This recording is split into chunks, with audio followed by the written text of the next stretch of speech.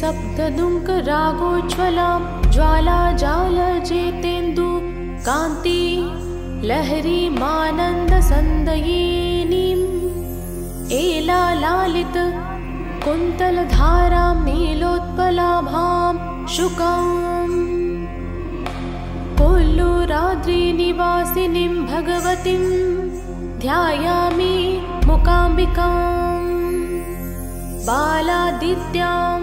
निभानां नित्रयानां नीलाकारं सुकेशिनीं सुललितां नित्यान्त्रदानप्रियाम् शङ्खं चक्रगदाभयश्च ददतीं सारस्वतार्थप्रदां तां बालां त्रिपुरीं शिवेन सहितां ध्यायामि मूकाम्बिकाम् मध्याहार्क सहस्रकोटिसदृशां मायान्धकाराञ्चिदां मध्यान्तान्दी विवर्जितां मदकरीं मारेण संसेवितां शूलं पाशकपालपुस्तकधरां शूद्रार्थां विद्यानदां तां बालां त्रिपुरीं शिवेन सहितां ध्यायामि मूकाम्बिकाम् सन्ध्यारागसमानानां त्रिनयनां सन्मनसैः पूजितां चक्राक्षाभय कम्पि शोभितकरां प्रालम्ब वेणीयुतां ईषत्फुल्ला सुकेतकी दलसत सभ्यार्चिताङ्घ्रिद्वयाम् तां बालां त्रिपुरीं शिवेन सहितां ध्यायामि मूकाम्बिकाम् चन्द्रादित्यसमानकुण्डलधरां चन्द्रार्ककोटिप्रभां चन्द्रार्काग्नि विलोचनां शशिमुखीम् इन्द्रादि संसेवितां मन्त्राद्यन्त सुतन्त्र यागभजितां चिन्तां कुलध्वंसिनीं मन्दारा दिवने स्थितां मणिमयीं ध्यायामि मूकाम्बिकाम् कल्याणीं कमलेक्षणां निरवधिं मन्दारुचिन्तामणिं कल्याणचलसंस्थितां घनकृपां मायां महावैष्णवीं काल्यां कम्बुसुदर्शनां भयहरां शम्भुप्रियां कामदां कल्याणीं त्रिपुरीं शिवेन सहितां ध्यायामि मूकाम्बिकाम् कालाम्बोधर कुन्तलान्वितामुखां कर्पूरविटीयुतां कर्णालम्बित हेमकुण्डलधरां माणिक्य काञ्चीधरां कैवल्यैकपरायणां कलिमल प्रध्वंसिनीं कामदां कल्याणीं त्रिपुरीं शिवेन संहितां ध्यायामि मूकाम्बिकाम् नानाकान्तिविचित्रवस्त्रसंहितां नानाविविधैर्भूषितां नानापुष्पसुगन्धमाल्यसहितां नानाजनैस्सेवितां नानावेदपुराणशास्त्रविनुतां नानाकवित्वप्रदां नानारूपधरां महेशमहिषीं ध्यायामि मूकाम्बिकाम् राकातारकनयकोज्ज्वलमुखीं श्रीकामकाम्यपदां शोकारण्यधनञ्जय प्रतिनिभां कोपाटवी चन्द्रिकां श्रीकान्तादि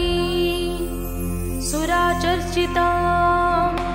श्रियमिमां लोकावळिनाशिनीं लोकानन्दकरीं नमामि शिरसा ध्यायामि मूकाम्बिकाम्। काञ्ची किङ्किणी कङ्कणान्तधरां मञ्जिरी हारोज्ज्वलाम् चञ्चत्काञ्चन सत्किरीट घटिताङ्ग्रैवय भूषोज्ज्वलाम् कञ्चित् काञ्चन कञ्चुके मणिमये पद्मासने संस्थितां पञ्चास्याञ्चित् चञ्चिरीं भगवतीं ध्यायामि मूकाम्बिकाम्। सौवर्णाम्बुज मध्यकान्तिनयनां सौदामिनीं सन्निभां शङ्खचक्रवराभयानि दधतीमिन्दोः कलां बिभ्रतीं ग्रैवेयाङ्गद हारकुण्डलधरा माकण्डलादि स्तुतां मायाविज्ञा निवासिनीं भगवतीं ध्यायामि मूकाम्बिकाम्। श्रीमन्निपवने सुरैर्मुने गणैरप्योरगैः सेवितां मन्दारादि समस्तदेवतरुभिः संशोभमानां शिवाम् सौवर्णाम्बुजा धारिणीं त्रिनयनां माहोदी कामेश्वरीं मूकाम्बिकाम् सकलेष्टसिद्धि फलदां वन्दे परां देवताम्।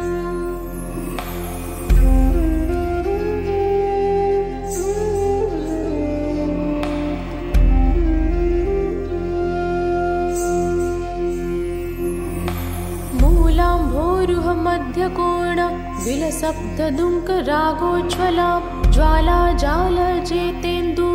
कान्ति लहरीमानन्दसन्दयिनीम् एलालालित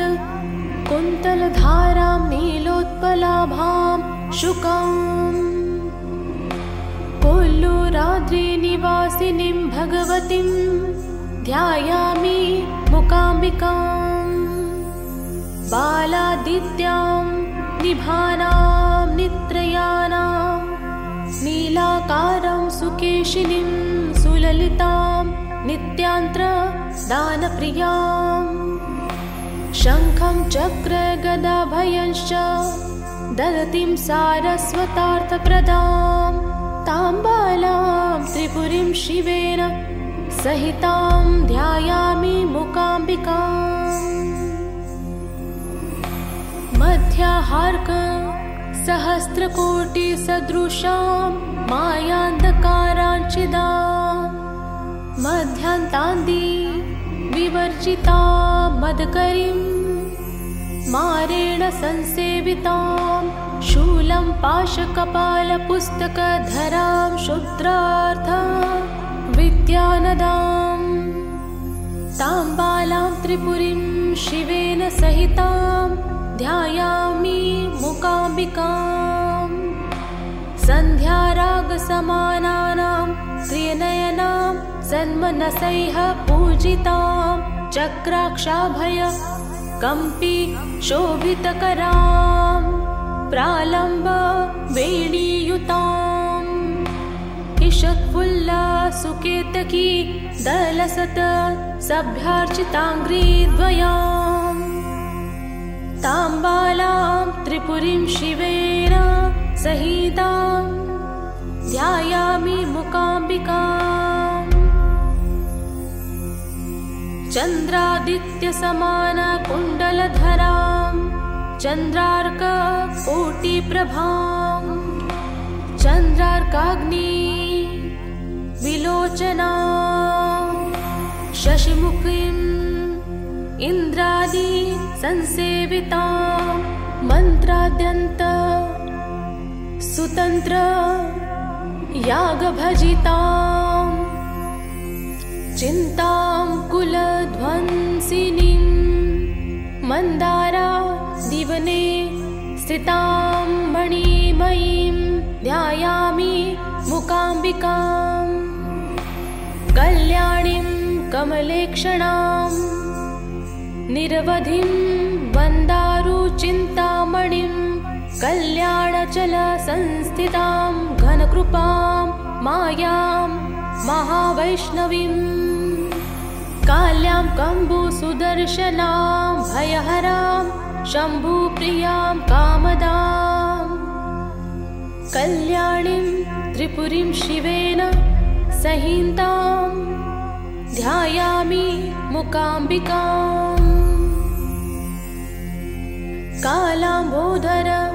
कुन्तलान्विता मुखां कर्पूरविटीयुतां कर्णालम्बित हेम कुण्डलधरां माणिक्य काञ्चीधरां कैवल्यैकपरायणां कलिमल प्रध्वंसिनीं कामदां कल्याणीं त्रिपुरीं शिवेन संहितां ध्यायामि मूकाम्बिकाम् नानाकान्तिविचित्रवस्त्रसंहितां नानाविविधैर्भूषितां नानापुष्पसुगन्धमाल्यसहितां नानाजनैस्सेवितां नानावेदपुराणशास्त्रविनुतां नानाकवित्वप्रदां नानारूपधरां महेशमहिषीं ध्यायामि मूकाम्बिकाम्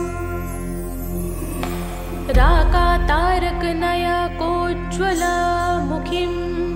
श्रीकामकाम्यपदां शोकारण्यधनञ्जय प्रतिनिभां कोपाटवी चन्द्रिकां श्रीकान्तादि सुराचर्चितां श्रियमिमां लोकावळीनाशिनीं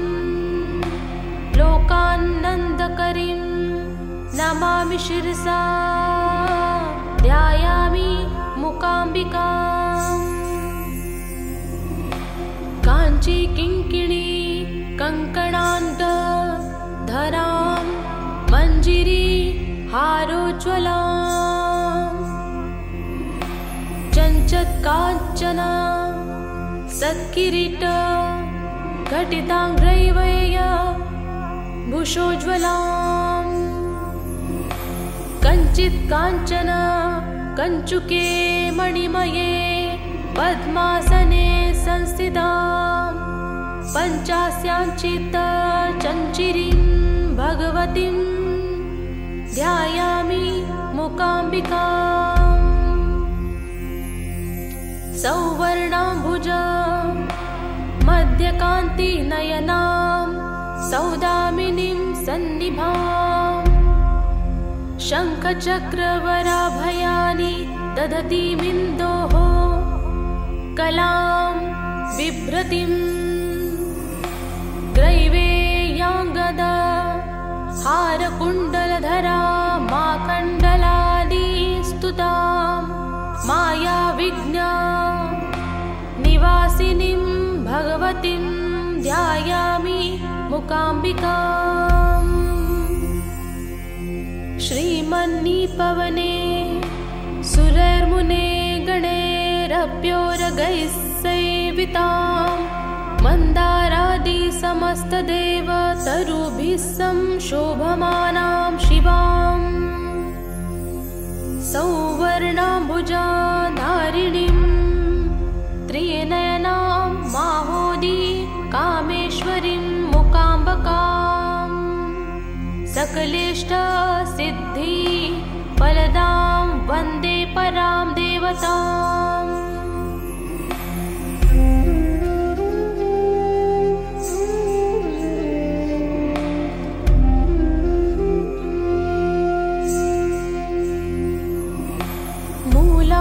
भूरुह मध्यकोण विलसप्तदुङ्क रागोज्ज्वलां ज्वालाजालजेतेन्दु कान्ति लहरीमानन्दसन्दयिनीम् एलालालित कुन्तलधारां नीलोत्पलाभां शुकाम् कोल्लूराद्रिनिवासिनीं भगवतीं ध्यायामि मूकाम्बिकाम् बालादित्यां निभानां नित्रयानां नीलाकारं सुकेशिनीं सुललितां नित्यान्त्र दानप्रियां शङ्खं चक्रगदाभयंश्च ददतीं सारस्वतार्थप्रदां तां बालां त्रिपुरीं शिवेन सहितां ध्यायामि मूकाम्बिकाम् मध्याहार्क सहस्रकोटिसदृशां मायान्धकाराञ्चिदां मध्यान्तान्दी विवर्जितां मदकरीं मारेण संसेवितां शूलं पाशकपालपुस्तकधरां शुद्रार्थ विद्यानदां तां बालां त्रिपुरीं शिवेन सहितां ध्यायामि मूकाम्बिकाम् सन्ध्यारागसमानानां त्रिनयनां सन्मनसैः पूजितां चक्राक्षाभय कम्पि शोभितकरां प्रालम्ब वेणीयुताम् ईषत्फुल्ला सुकेतकी दलसत सभ्यार्चिताङ्घ्रिद्वयाम् तां बालां त्रिपुरीं शिवेन सहितां ध्यायामि मूकाम्बिकाम् चन्द्रादित्यसमानकुण्डलधरां चन्द्रार्ककोटिप्रभां चन्द्रार्काग्नि विलोचनां शशिमुखीम् इन्द्रादि संसेवितां मन्त्राद्यन्त सुतन्त्र यागभजितां चिन्तां कुलध्वंसिनीं मन्दारा दिवने स्थितां मणिमयीं ध्यायामि मूकाम्बिकाम् कल्याणीं कमलेक्षणां निरवधिं वन्दारुचिन्तामणिं कल्याणचलसंस्थितां घनकृपां मायां महावैष्णवीं काल्यां कम्बुसुदर्शनां भयहरां शम्भुप्रियां कामदां कल्याणीं त्रिपुरीं शिवेन सहितां ध्यायामि मूकाम्बिकाम् कालाम्बोधर कुन्तलान्विता मुखां कर्पूरविटीयुतां कर्णालम्बित हेम कुण्डलधरां माणिक्य काञ्चीधरां कैवल्यैकपरायणां कलिमल प्रध्वंसिनीं कामदां कल्याणीं त्रिपुरीं शिवेन संहितां ध्यायामि मूकाम्बिकाम् नानाकान्तिविचित्रवस्त्रसंहितां नानाविविधैर्भूषितां नानापुष्पसुगन्धमाल्यसहितां नानाजनैस्सेवितां नानावेदपुराणशास्त्रविनुतां नानाकवित्वप्रदां नानारूपधरां महेशमहिषीं ध्यायामि मूकाम्बिकाम् राकातारकनयकोज्ज्वलमुखीं श्रीकामकाम्यपदां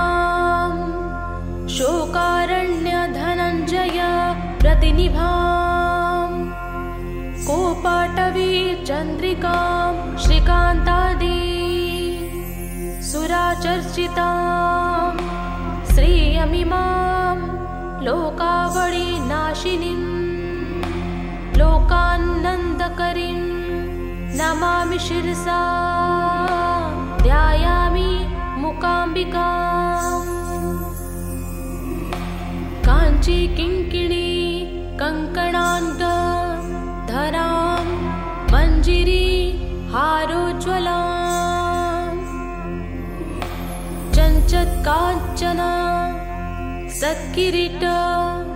घटिताङ्ग्रैवेय भूषोज्ज्वलां कञ्चित् काञ्चन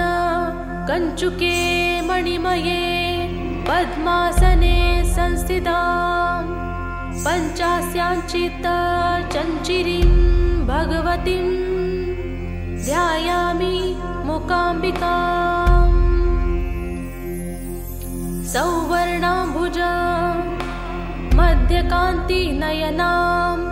सौदामिनीं सन्निभां शङ्खचक्रवराभयानि दधतीमिन्दोः कलां बिभ्रतीं ग्रैवेयाङ्गदा हारकुण्डलधरा माखण्डलादि स्तुतां मायाविज्ञा निवासिनीं भगवतीं ध्यायामि मूकाम्बिकाम्। श्रीमन्निपवने सुरैर्मुने गणैरप्योरगैः सेवितां मन्दारादि समस्तदेवतरुभिः संशोभमानां शिवां सौवर्णाम्बुजाधारिणीं त्रिनयनां माहोदी कामेश्वरीं मूकाम्बिकाम् सकलेष्टसिद्धि फलदां वन्दे परां देवताम्।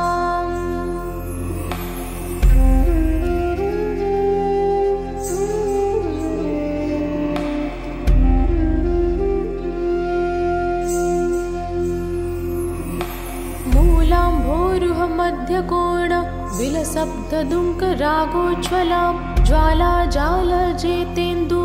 कान्ति लहरीमानन्दसन्दयिनीम् एलालालित कुन्तलधारां नीलोत्पलाभां शुकाम् कोल्लूराद्रिनिवासिनीं भगवतीं ध्यायामि मूकाम्बिकाम्। बालादित्यां निभानां नित्रयानां नीलाकारं सुकेशिनीं सुललितां नित्यान्त्रदानप्रियां शङ्खं चक्रगदाभयश्च ददतीं सारस्वतार्थप्रदां तां बालां त्रिपुरीं शिवेन सहितां ध्यायामि मूकाम्बिकाम्। मध्याहार्क सहस्रकोटिसदृशां मायान्धकाराञ्छिदां मध्यान्तान्दी विवर्जितां मदकरीं मारेण संसेवितां शूलं पाशकपालपुस्तकधरां शुद्रार्थ विद्यानदां तां बालां त्रिपुरीं शिवेन सहितां ध्यायामि मूकाम्बिकाम्। सन्ध्यारागसमानानां त्रिनयनां सन्मनसैः पूजितां चक्राक्षाभय कम्पि शोभितकरां प्रालम्ब वेणीयुताम् ईषत्फुल्लसुकेतकी दलसत सभ्यार्चिताङ्घ्रिद्वयाम् तां बालां त्रिपुरीं शिवेन सहितां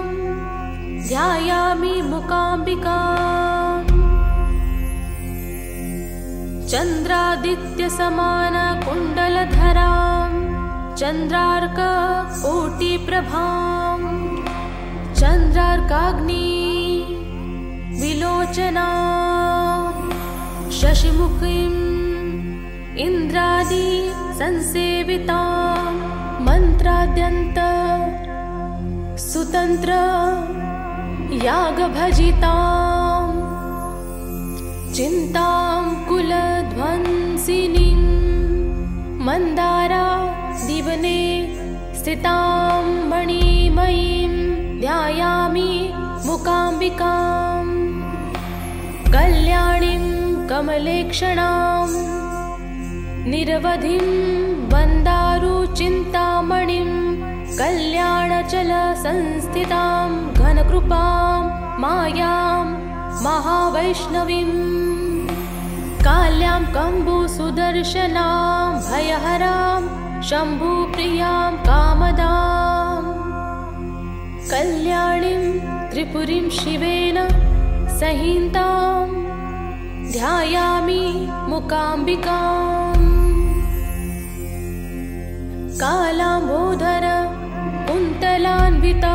मुखां कर्पूरविटीयुतां कर्णालम्बित हेम कुण्डलधरां माणिक्य काञ्चीधरां कैवल्यैकपरायणां कलिमल प्रध्वंसिनीं कामदां कल्याणीं त्रिपुरीं शिवेन संहितां ध्यायामि मूकाम्बिकाम् नानाकान्ति विचित्रवस्त्रसंहितां नानाविविधैर्भूषितां नानापुष्पसुगन्धमाल्यसहितां नानाजनैस्सेवितां नानावेदपुराणशास्त्रविनुतां नानाकवित्वप्रदां नानारूपधरां महेशमहिषीं ध्यायामि मूकाम्बिकाम् राकातारकनयकोज्ज्वलमुखीं श्रीकामकाम्यपदां शोकारण्यधनञ्जय प्रतिनिभां कोपाटवी चन्द्रिकां श्रीकान्तादि सुराचर्चितां श्रियमिमां लोकावळिनाशिनीं लोकानन्दकरीं नमामि शिरसा ध्यायामि मूकाम्बिकाम् काञ्ची किङ्किणी कङ्कणान्तधरां मञ्जिरी हारोज्ज्वलां चञ्चत्काञ्चन सत्किरीट घटिताङ्ग्रैवय भूषोज्ज्वलां कञ्चित् काञ्चन कञ्चुके मणिमये पद्मासने संस्थितां पञ्चास्याञ्चित् चञ्चिरीं भगवतीं ध्यायामि मूकाम्बिकाम् सौवर्णाम्बुज मध्यकान्तिनयनां सौदामिनीं सन्निभां शङ्खचक्रवराभयानि दधतीमिन्दोः कलां बिभ्रतीं ग्रैवेयाङ्गद हारकुण्डलधरा माकण्डलादिस्तुतां मायाविघ्न निवासिनीं भगवतीं ध्यायामि मूकाम्बिकाम् श्रीमन्निपवने सुरैर्मुने गणैरप्योरगैः सेवितां मन्दारादि समस्तदेवतरुभिः संशोभमानां शिवां सौवर्णाम्बुजाधारिणीं त्रिनयनां माहोदी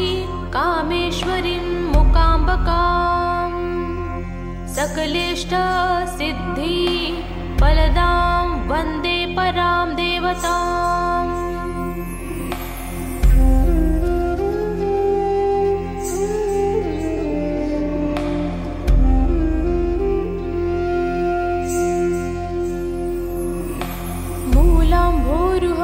मध्यकोण विलसप्तदुङ्क रागोज्ज्वलां ज्वालाजालजेतेन्दु कान्ति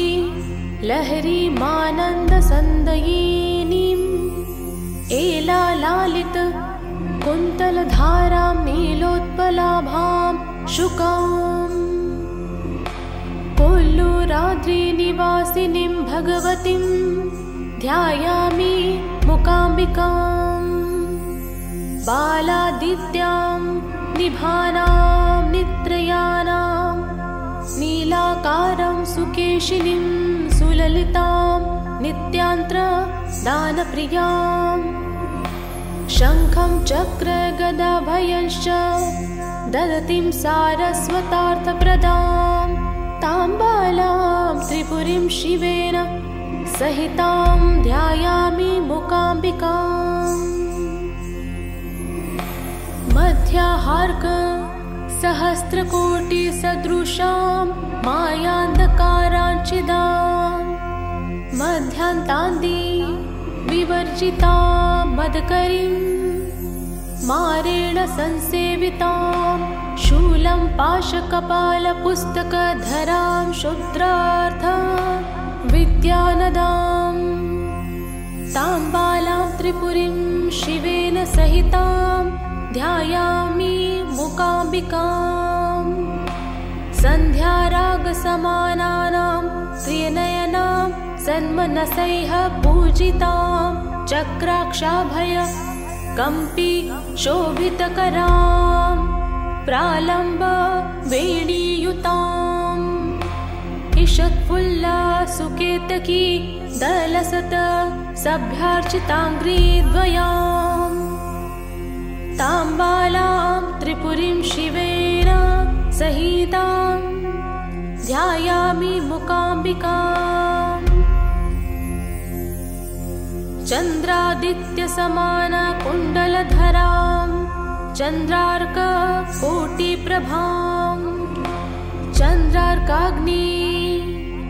विलोचनां शशिमुखीं इन्द्रादि संसेवितां मन्त्राद्यन्त सुतन्त्र यागभजितां चिन्तां कुलध्वंसिनीं मन्दारा दिवने स्थितां मणिमयीं ध्यायामि मूकाम्बिकाम् कल्याणीं कमलेक्षणां निरवधिं वन्दारुचिन्तामणिं कल्याणचलसंस्थितां घनकृपां मायां महावैष्णवीं काल्यां कम्बुसुदर्शनां भयहरां शम्भुप्रियां कामदां कल्याणीं त्रिपुरीं शिवेन सहितां ध्यायामि मूकाम्बिकाम् कालाम्बोधर कुन्तलान्वितामुखां कर्पूरविटीयुतां कर्णालम्बित हेमकुण्डलधरां माणिक्य काञ्चीधरां कैवल्यैकपरायणां कलिमल प्रध्वंसिनीं कामदां कल्याणीं त्रिपुरीं शिवेन संहितां ध्यायामि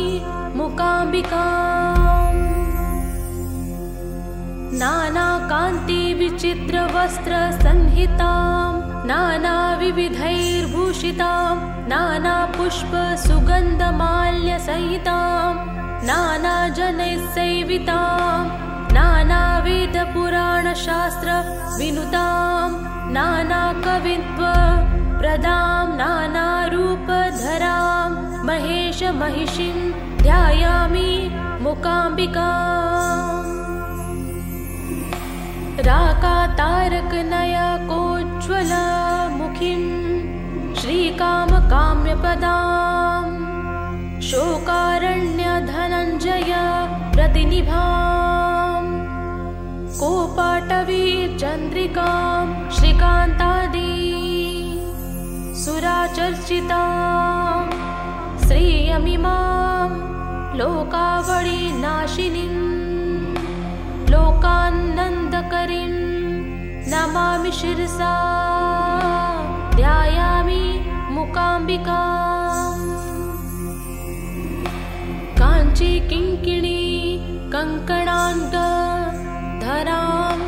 मञ्जिरी हारोज्ज्वलां चञ्चत्काञ्चन सत्किरीट घटिताङ्ग्रैवेय भूषोज्ज्वलां कञ्चित् काञ्चन कञ्चुके मणिमये पद्मासने संस्थितां पञ्चास्याञ्चित् चञ्चिरीं भगवतीं ध्यायामि मूकाम्बिकाम्। सौवर्णाम्बुज मध्यकान्ति नयनां सौदामिनीं सन्निभां शङ्खचक्रवराभयानि दधतीमिन्दोः कलां बिभ्रतीं ग्रैवेयाङ्गद हारकुण्डलधरा माकण्डलानि स्तुतां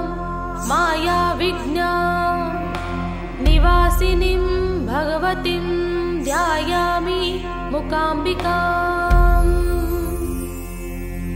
श्रीमन्निपवने सुरैर्मुने गणैरप्योरगैः सेवितां मन्दारादि समस्तदेवतरुभिः संशोभमानां शिवां सौवर्णाम्बुजाधारिणीं त्रिनयनां माहोदी कामेश्वरीं मूकाम्बिकां सकलेष्टसिद्धि फलदां वन्दे परां देवताम्।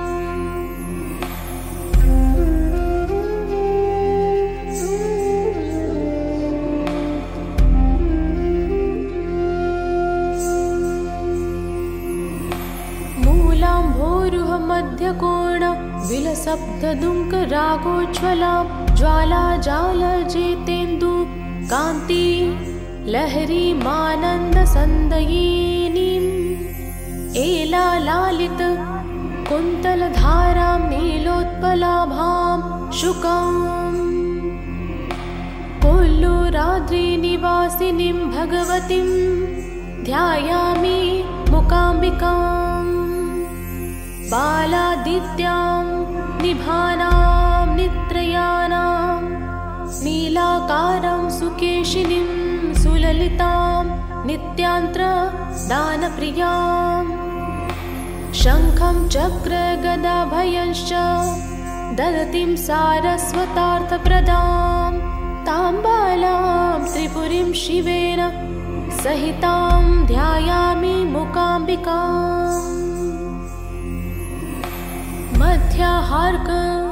सहस्रकोटिसदृशां मायान्धकाराञ्चिदां मध्यान्तान्दी विवर्जितां मदकरीं मारेण संसेवितां शूलं पाशकपालपुस्तकधरां शुद्रार्थ विद्यानदां तां बालां त्रिपुरीं शिवेन सहितां ध्यायामि मूकाम्बिकाम्। सन्ध्यारागसमानानां त्रिनयनां सन्मनसैः पूजितां चक्राक्षाभय कम्पि शोभितकरां प्रालम्ब वेणीयुतां ईषत्फुल्लसुकेतकी दलसत सभ्यार्चिताङ्घ्रिद्वयां तां बालां त्रिपुरीं शिवेन सहितां ध्यायामि मूकाम्बिकाम्। चन्द्रादित्यसमानकुण्डलधरां चन्द्रार्ककोटिप्रभां चन्द्रार्काग्नि विलोचनां शशिमुखीं इन्द्रादि संसेवितां मन्त्राद्यन्त सुतन्त्र यागभजितां चिन्तां कुलध्वंसिनीं मन्दारा दिवने स्थितां मणिमयीं ध्यायामि मूकाम्बिकां कल्याणीं कमलेक्षणां निरवधिं वन्दारुचिन्तामणिं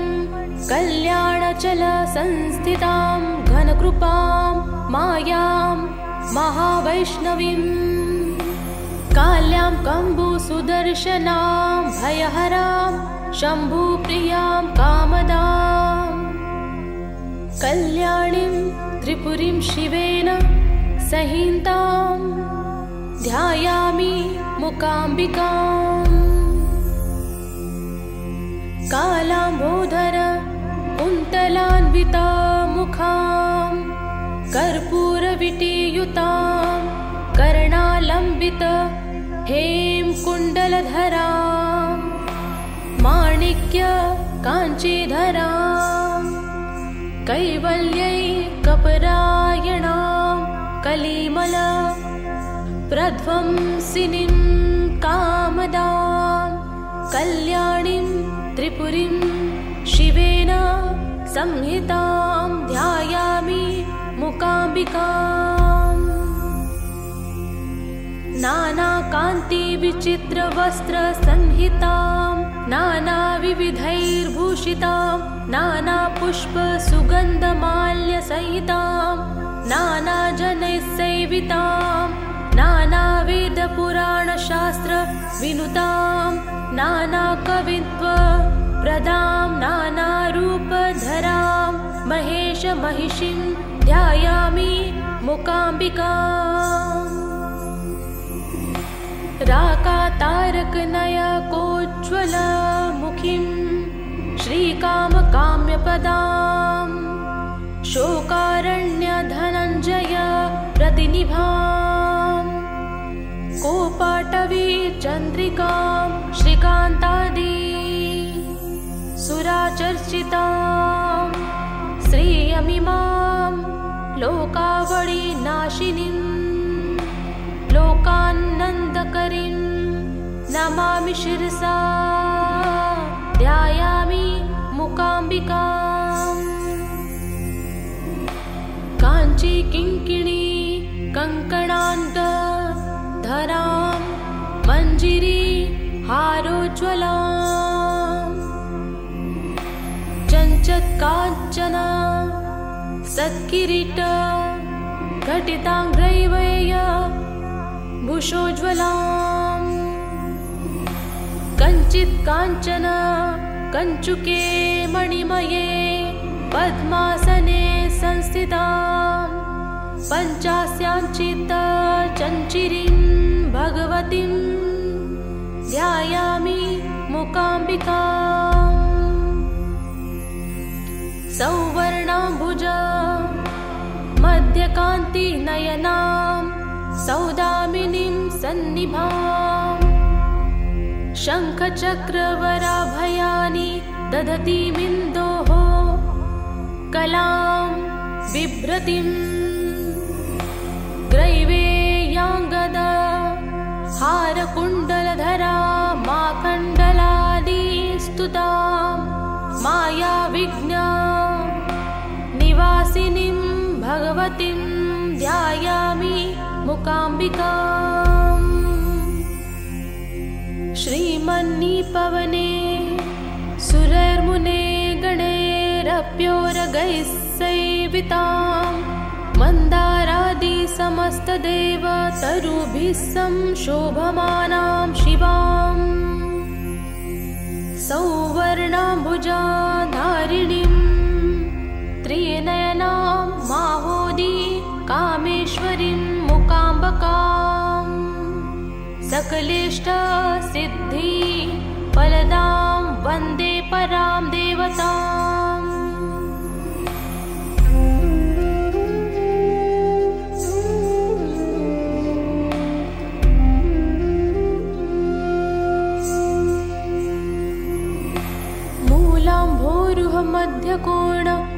सप्तदुङ्क रागोज्ज्वला ज्वाला जालजेतेन्दु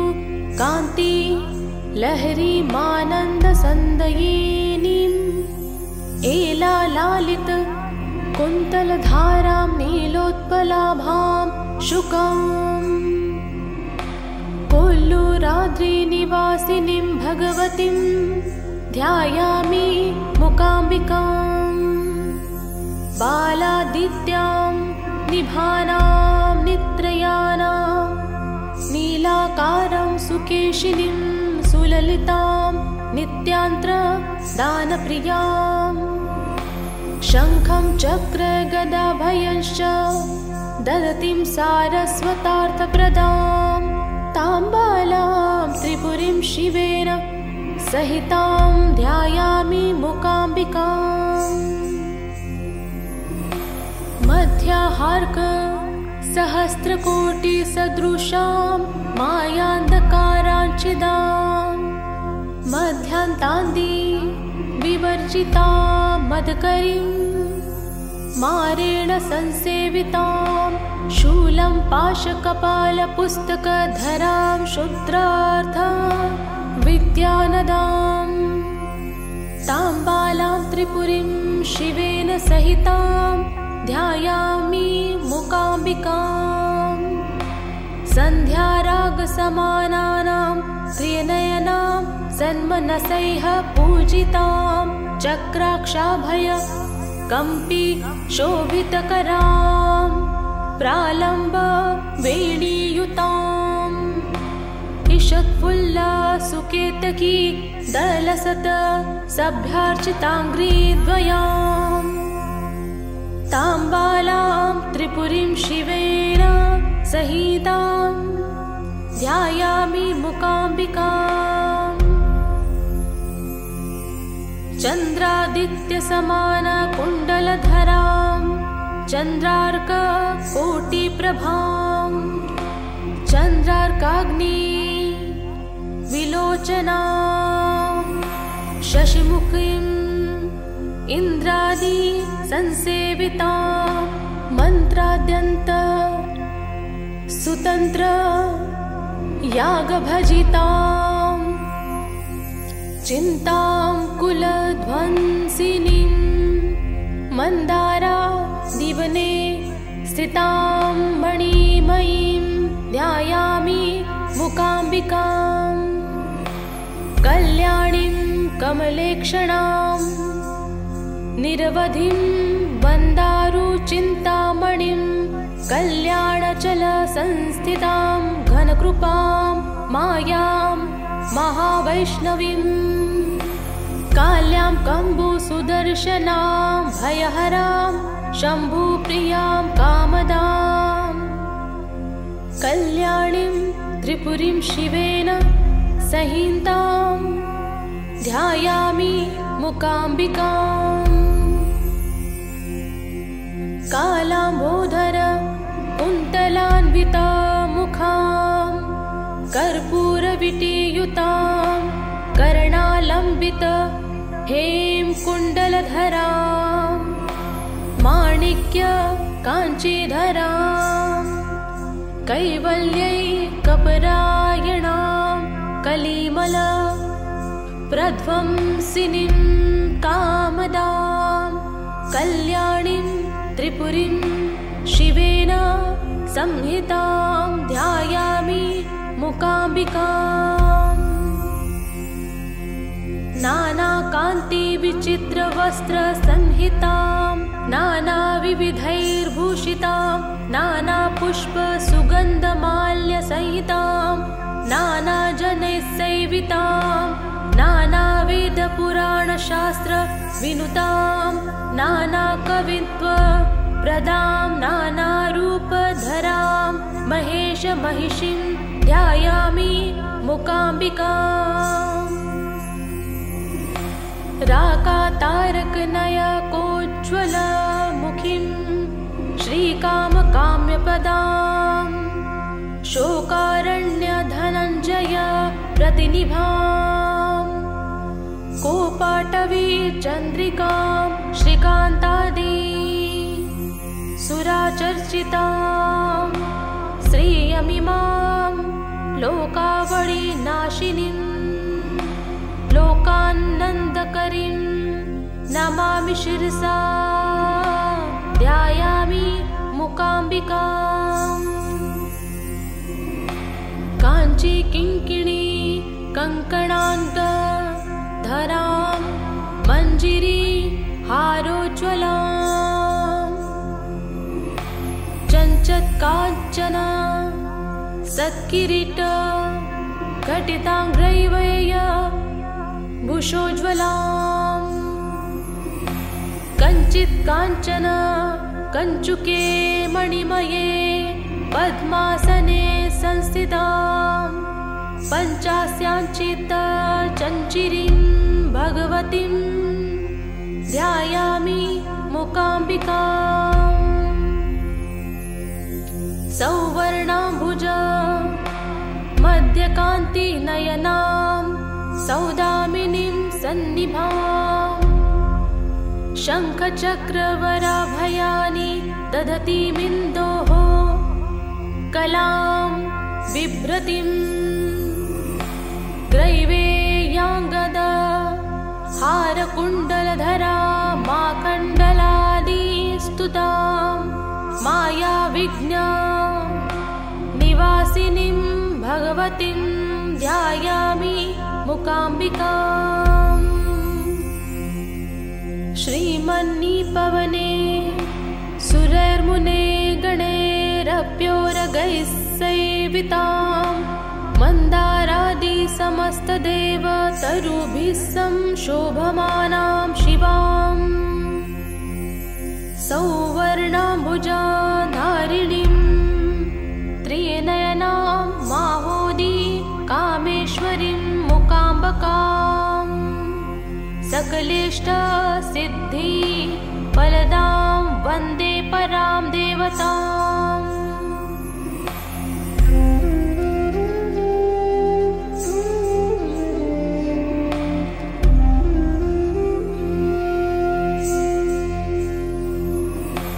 मूलाम्भोरुह मध्यकोण विलसप्तदुङ्क रागोज्ज्वलां ज्वालाजालजेतेन्दु कान्ति लहरीमानन्दसन्दयिनीम् एलालालित कुन्तलधारां नीलोत्पलाभां शुकाम् कोल्लूराद्रिनिवासिनीं भगवतीं ध्यायामि मूकाम्बिकाम्। बालादित्यां निभानां नित्रयानां नीलाकारं सुकेशिनीं सुललितां नित्यान्त्रदानप्रियां शङ्खं चक्रगदाभयंश्च ददतीं सारस्वतार्थप्रदां तां बालां त्रिपुरीं शिवेन सहितां ध्यायामि मूकाम्बिकाम्। मध्याहार्क सहस्रकोटिसदृशां मायान्धकाराञ्छिदां मध्यान्तान्दी विवर्जितां मदकरीं मारेण संसेवितां शूलं पाशकपालपुस्तकधरां शुद्रार्थ विद्यानदां तां बालां त्रिपुरीं शिवेन सहितां ध्यायामि मूकाम्बिकाम्। सन्ध्यारागसमानानां त्रिनयनां सन्मनसैः पूजितां चक्राक्षाभय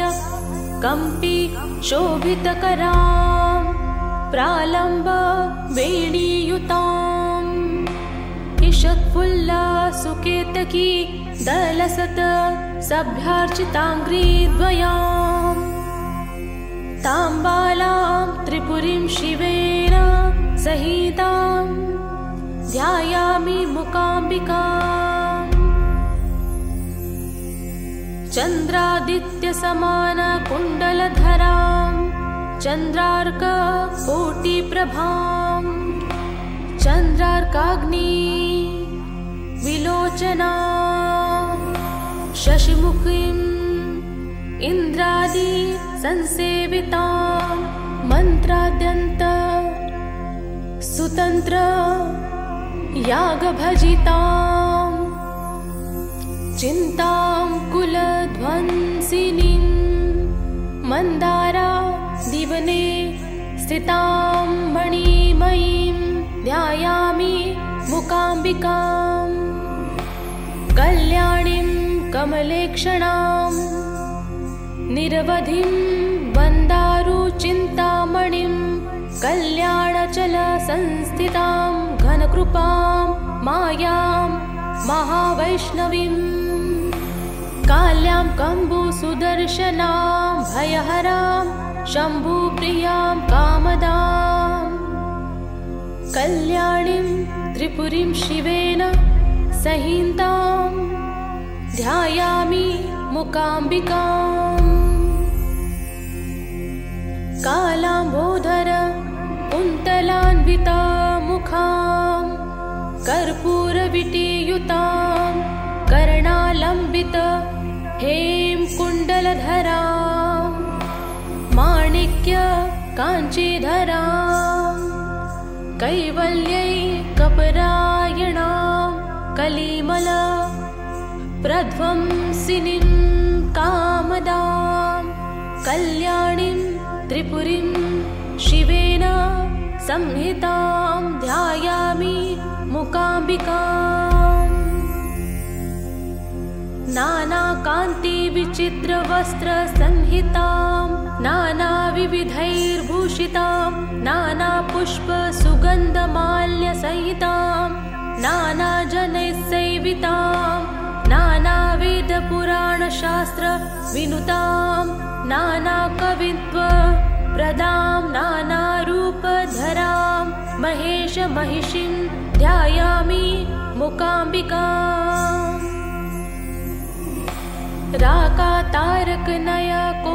राकातारकनयकोज्ज्वलमुखीं श्रीकामकाम्यपदां शोकारण्यधनञ्जय प्रतिनिभां कोपाटवी चन्द्रिकां श्रीकान्तादि सुराचर्चितां श्रियमिमां लोकावळीनाशिनीं लोकानन्दकरीं नमामि शिरसा ध्यायामि मूकाम्बिकाम् काञ्ची किङ्किणी कङ्कणाङ्गधरां मञ्जिरी हारोज्ज्वलां चञ्चत्काञ्चन सत्किरीट घटिताङ्ग्रैवेय भूषोज्ज्वलां कञ्चित् काञ्चन कञ्चुके मणिमये पद्मासने संस्थितां पञ्चास्याञ्चित् चञ्चिरीं भगवतीं